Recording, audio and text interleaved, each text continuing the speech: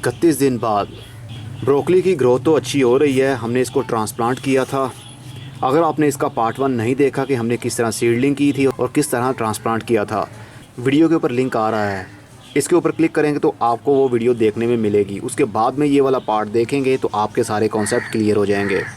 Transplanting के बाद अब मौसम भी काफ़ी चेंज हो गया है। नवंबर की आज 2 तारीख हो गई है और रातों को ठंड होने लगी है। दिन के टाइम सूरज भी छिपा रहता है बादलों के पीछे, इसलिए ये राइट टाइम है इसकी ग्रोथ का।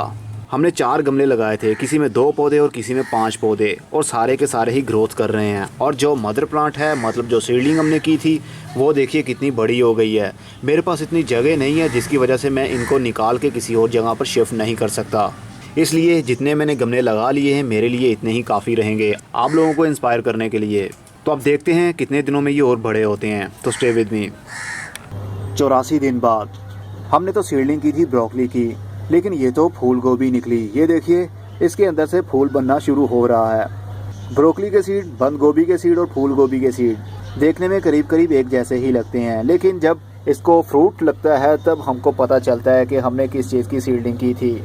जिस पैकेट के अंदर ये बीज थे उसके ऊपर लिखा हुआ था ब्रोकली, और जब इसको फ्रूट लगा तो हमें पता चला ये तो फूल गोभी निकली।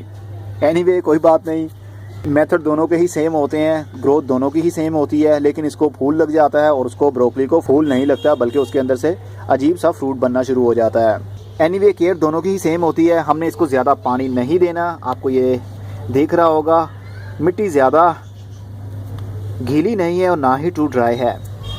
और जिस गमले के अंदर हमने बहुत सारे पौधे लगा दिए थे उनकी ग्रोथ अभी बहुत स्लो है, लेकिन इसके अंदर से भी कुछ ना कुछ बनना शुरू हो जाएगा। इनको ज़्यादा पानी नहीं देना और कोशिश करनी है इनको धूप में रखा जाए। ये काफ़ी लंबे हो गए हैं, इतने लंबे करने नहीं चाहिए। बेसिकली ये लंबे इसलिए हो गए क्योंकि हमने गर्मी के दिनों में ही इसकी सीडलिंग कर ली थी। हमें इसकी सीडलिंग नवंबर में करनी चाहिए थी ताकि ये ज़्यादा टाल ना होते। ये वाला एरिया यहाँ से ये मिट्टी के अंदर होना चाहिए था, तब अच्छे से इसकी ग्रोथ बढ़ती। लेकिन कोई बात नहीं, अब इसको किसी स्टिक की हमें सपोर्ट देनी पड़ेगी ताकि ये जो पौधे एक साइड पर झुक रहे हैं ये स्टैंड रहे, क्योंकि फूल गोभी का अपना एक वेट बढ़ जाता है जिसकी वजह से पौधा एक साइड पर झुक जाता है। तो अब देखते हैं फूल गोभी का क्या रिजल्ट मिलता है। अभी सिर्फ एक में ही फूल बना है, दूसरों में नहीं बना। ये देखिए, इसके अंदर भी छोटा सा एक बन रहा है।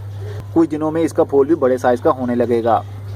तो अब देखते हैं क्या रिजल्ट मिलता है। अभी हमने कोई भी और खाद इसमें यूज़ नहीं की है, सिर्फ वही यूज़ किया है जो आप लोगों के साथ शेयर किया है। इसके अलावा ना तो कोई पेस्टिसाइड स्प्रे यूज़ किया है और ना ही कोई हमने खाद यूज़ की है। 95 दिन बाद गोभी के फूल जितने खिलने थे उतने खिल चुके हैं, क्योंकि जितना पोट का साइज़ है उसी हिसाब से पौधे की ग्रोथ भी होती है। अब ये फूल कंप्लीट खिल चुका है, बहुत ही मजबूत ये लग रहा है, और छोटा सा एक और खिल रहा है। हर पौधे में एक एक फूल खिलना शुरू हो चुका है।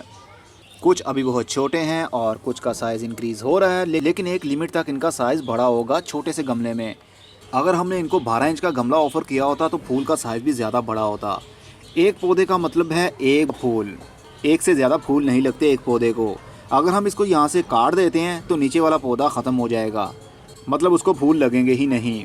और जो हमने ट्रांसप्लांट ही नहीं किए थे वो पोट के अंदर देख सकते हैं, अभी पौधों का साइज़ छोटा है, अभी पत्ते भी छोटे हैं और कोई भी फूल अभी इनको नहीं लगा।